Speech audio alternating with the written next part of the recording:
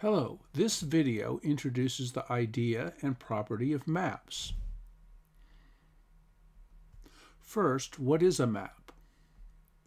A map is a kind of pairing of the elements of two sets. An arbitrary pairing of such elements is called a relation. So a map is a kind of relation. We can picture a relation as a line diagram or define it as a set. Let's first picture it as a line diagram. Here's going to be our first set.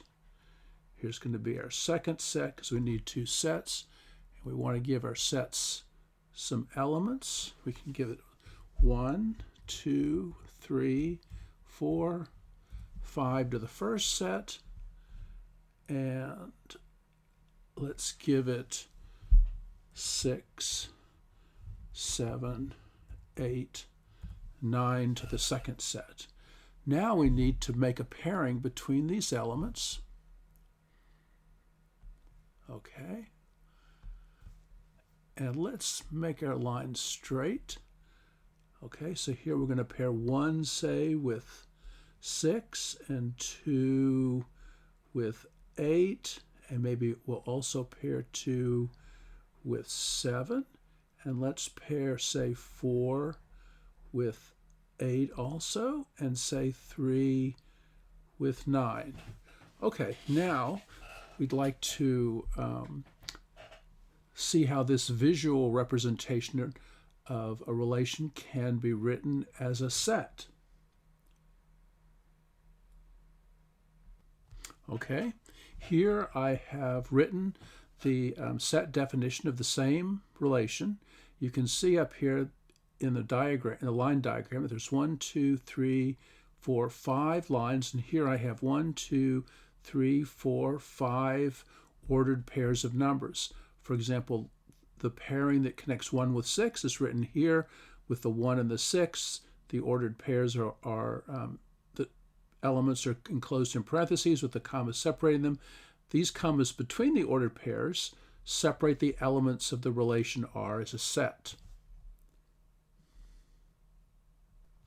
Okay, here's two examples of maps.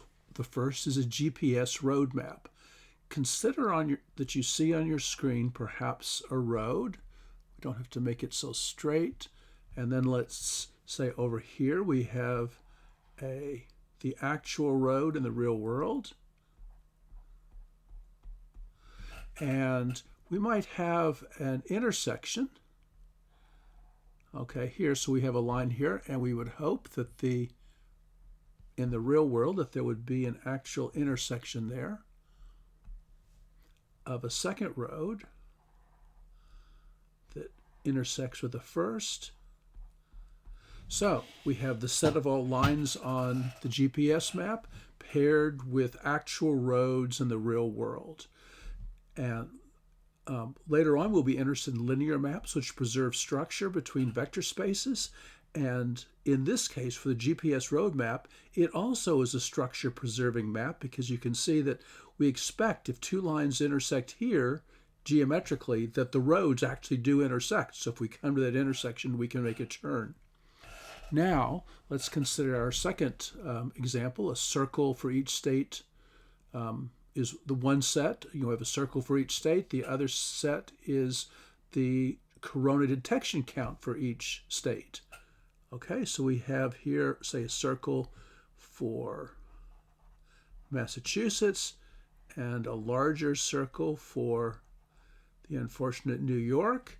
And if we've drawn that so it's maybe about 3 times as large, you might have seen these on news diagrams.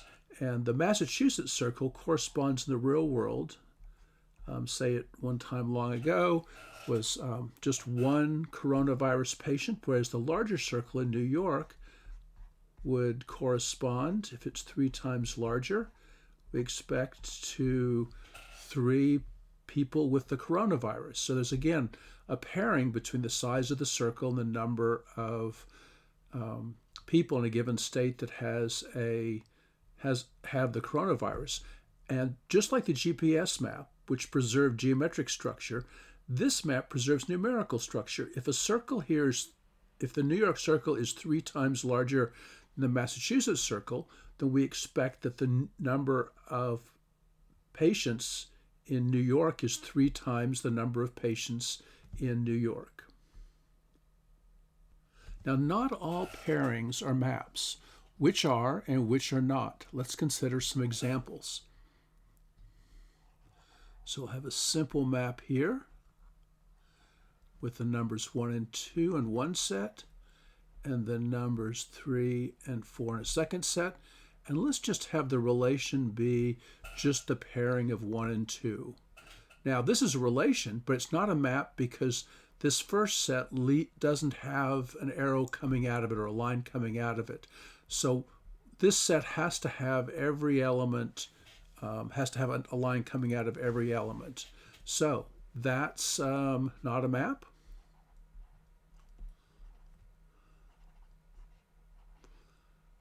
Map because 2 has no partner. Now, a second way that something, a relation can fail to be a map is we can consider the same sets would be if one element is connected to 2 elements. So here, this is not a map, even though it's a relation, because 1 has 2 partners.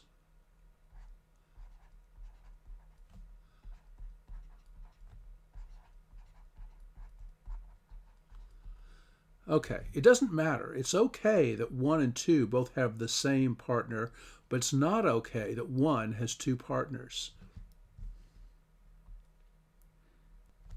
Okay, to summarize, we can say that maps are dependency pairings of the 2 sets. One is special, it's the domain, and the other is the codomain. The domain is composed of independent elements, and the codomain is composed of dependent elements. Let's picture this as a diagram and define it as a relation. Okay, so here's the first set, and here's the second set, 4, 5, and 6. Now we have to make a pairing for each of these elements. So we can pair 1 with 4, 2 with 6, and 3 with 5. And that definitely makes a pairing. And each element of the domain, this is the domain, and this is the codomain. And we're going to draw arrows so that we can distinguish. The arrows go from the domain to the codomain. And we can see that there's no element of the domain that goes to 2 elements in the codomain. So this is a map. Okay, here I've written the set definition of this same relation. You can see there's 3 arrows on the left and 3 ordered pairs on the right. 1 and 4, 2 and 6, and 3 going to 5. So 4 is the image of 1, 6 is the image of 2, and 5 is the image of 3. We'll call the image of the arrow, if an arrow points from 1 to 4, we say 4 is the image of 1. We've illustrated now the 2 essential properties that a relation needs to be a map. All the elements of the domain have images, and no element of the domain has 2 images. So again, here's the domain,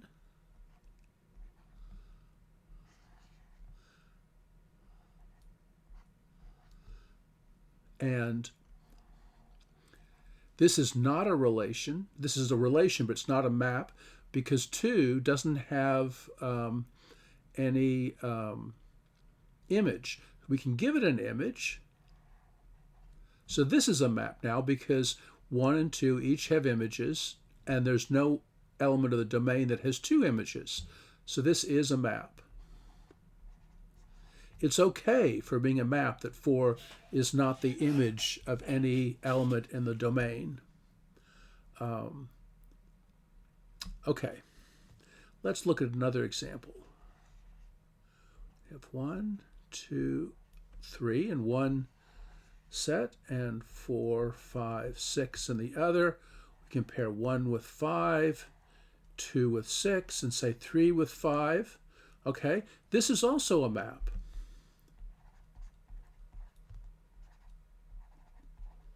It doesn't matter that 1 and 3 both have the same image 5 and that 4 doesn't have an image, because it's still each element of the domain has an image and no element of the domain has two images. Okay, here's the formal definition of a map. A map F from D to C is a relation between the two sets D and C such that given any two pairs, okay, that's any two pairs, you select two pairs, x1 and f of x1. F of x1 is a notation for saying the image of x, and the second pair is x2 and f of x2 in F, thinking of it as a set of ordered pairs. Now, it's going to be a map if for every pair, if it's true that x1 is x2, then f of x1 equals x2. In that case, these really would just be the same ordered pair. They wouldn't really be different. But if you had if this was 1 and 1 and this was 2 and 2, so these weren't equal, then it wouldn't be a map. The first set, the set D, is called the domain, and the set C is called the codomain. The elements of D are the independent values of the map, and C, the codomain, contains the dependent values of the map. You might be familiar with functions from a previous math course. Functions are also maps. A function is a map between sets of numbers. For example, y equals f of x equals 2 times x. The image of x is f of x. The pairing is xy equals x f of x. Let's continue and see. A function is often pictured via a Cartesian diagram. Okay, let's see if we can draw a straight line here. Draw some Cartesian coordinates, okay? Here's the y-axis. Here's the x-axis. Let's label those. Here's x, y. And now we need to see that there's some points here. 1, 2, 3, 4 for x. 1, 2, 3, 4 for y.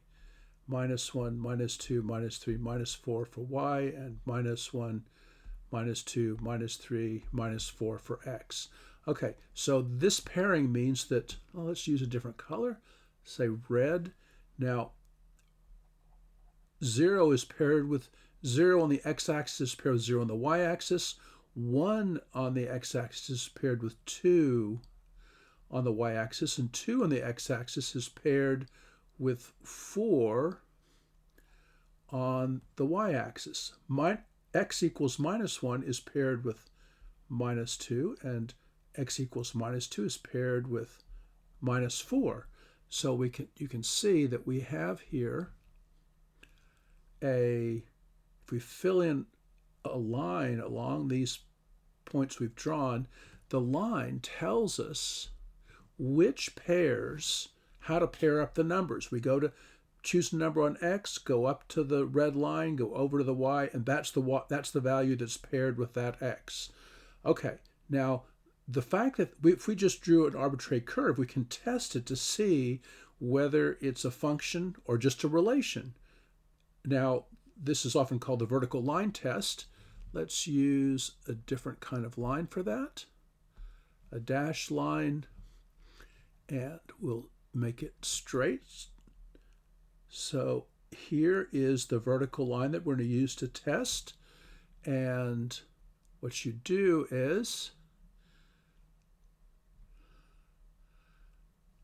you can move this around along the x-axis, and wherever it crosses the red line, it should only cross the red line in one place. If it crossed it in two places, that would indicate that the relation that you had was not a map, but just a relation.